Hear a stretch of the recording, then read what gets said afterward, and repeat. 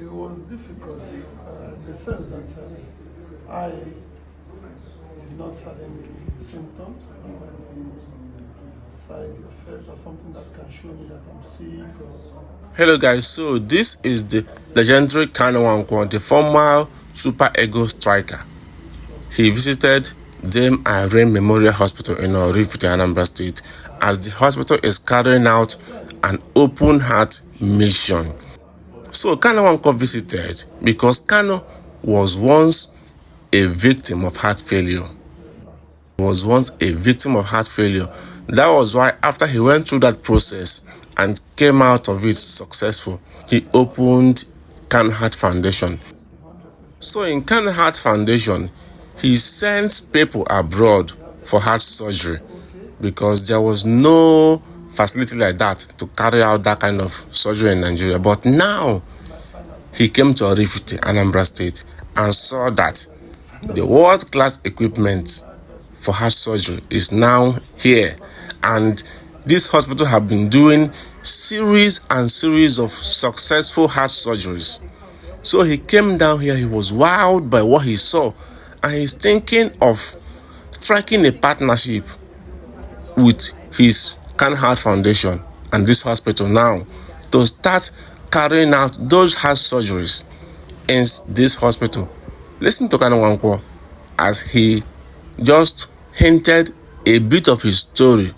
It was difficult in the sense that I did not have any symptoms or any side effect or something that can show me that I'm sick or of that nature.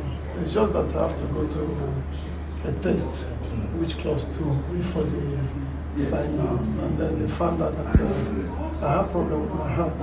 But then it was like big shock, big surprise. I'm healthy, I want to go with I'm jumping up, and suddenly somebody came in and said, you had a problem. I didn't take it with them, that's the reality. And I always tell people, definitely 100% go for checkups. And sometimes you feel like you have everything, you're okay. But if you do regular checkups, sometimes it's not like that. You might find out something. Some people are scared because they're going to find out something. But for me, my advice would be they should go for checkups, and whatever comes up, they can start sorting it out. That's fantastic. That reminds us of our beneficiaries, because whenever they come, they always say they never knew that they had a heart problem until they go for a checkup. So this leads me to my next question. Did you ever think you'd return to the field of having a normal life after being diagnosed and going through surgery? First of all, I have to thank God for my life. God gives life. We always have to thank Him. We wake up, we have to thank Him. The question is if I do think that I'm going to stay longer. Nobody is God.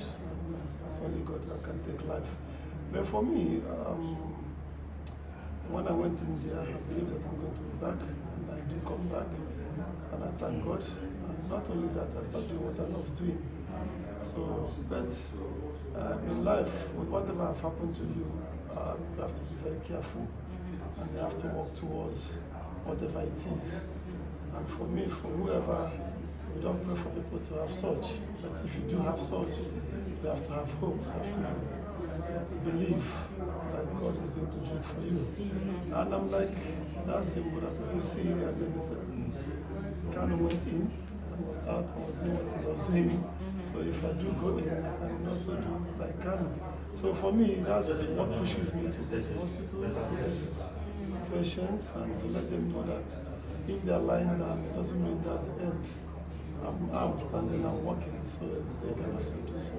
So with the Kanu Heart Foundation, I mean, clearly you've already basically told us what has inspired you to start this foundation. So how do you feel when you see young children going through what you went through? I mean, you had access to care, right? And through your foundation, a lot of these children wouldn't have had access to care. So how does that make you feel? It's tough. Being an adult, I'm going through the pain. It's really tough. So if you sit back and look at it, and then it's the same operation they're going to do.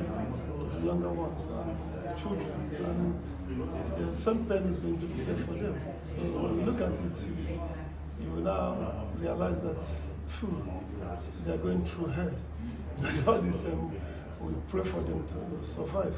And the foundation of the kids who are out there who is having the same, the pain doesn't kill. That is going to happen, but it doesn't kill. But you still have to come back and do what they love doing, and the parents will be happy to see them. And when you see the kids who are going through this, look at them, they are not really normal. That the eyes are not black and white, their body is not really responding, they are not happy. Our first patient that we took to England, Red Almost Street, every time I meet the girl, she doesn't say hi, she doesn't smile, she doesn't play around, she's just on her own. But when we did the operation, and after the operation, then you can see how beautiful she is. And, she was enjoying life, playing, jumping, and she's back to life. Whatever we go through, and if you have a heart problem, like we're going through a difficult time, which means that a lot of things will not be functioning well, and it affects the person. Oh, fantastic. So this is like the second to the last question. It's very, very important that you answer this. You're from the East. You are here right now at the Irene Okwuosa Foundation. How does it make you feel knowing that you are here now at the facility that's doing something that people can get abroad, but it's at a much lower cost, and then it's also from the eastern part of Nigeria? How does that make you feel proud? Do you feel hopeful? It's something great, something wonderful. Really, I didn't even know that we do have such a thing over here. All our goals is to take the patients out of the country and get them operated and bring them back. But coming today is like an eye-opening. I've seen wonders, and it's such that what I'm looking out there is here, so, which is wonderful. And, it gives more hope, it gives more belief. You know? It means that instead of taking these kids out to wherever we take them to India, we can use one cost and then save more 3 or 4 lives. Okay. Because when they do go out, you have to pay for the flight, accommodation over there, treatment, and remember, after the operation, you have to pay for the operation. After the operation, they have to stay at least 2 weeks before they start coming back. So all those things are cost. So, but if we do have something of such, which is great over here, not only because it's in the East, wherever it is in the country, it will help a lot. And we save a lot of lives. Do you have one more message for donors, government, and people out there that you believe that can possibly help this? Yeah, my message would be like this, that whoever, wherever you are, government, individuals, this is not like a business. This is something that God help us, we help others. And this is saving lives. When you are down, you understand what I'm saying. When you have heart problem, you understand what I'm saying. So what I'm saying is, let us all come out, support what we are seeing here, and make sure that we, if he's donating, if he's giving, if he's praying, whatever it is that we have to do to make sure that this goes well, so we can help more.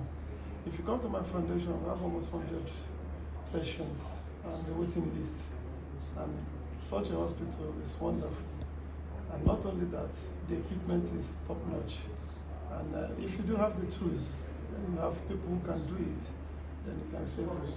So this is a great thing that is happening in Nigeria, in the country we are, and it's going to be a great thing that all of us knows this place, come to this place, and we can help and save more people, more lives. Thank you so much for your interview. Thank you for your time.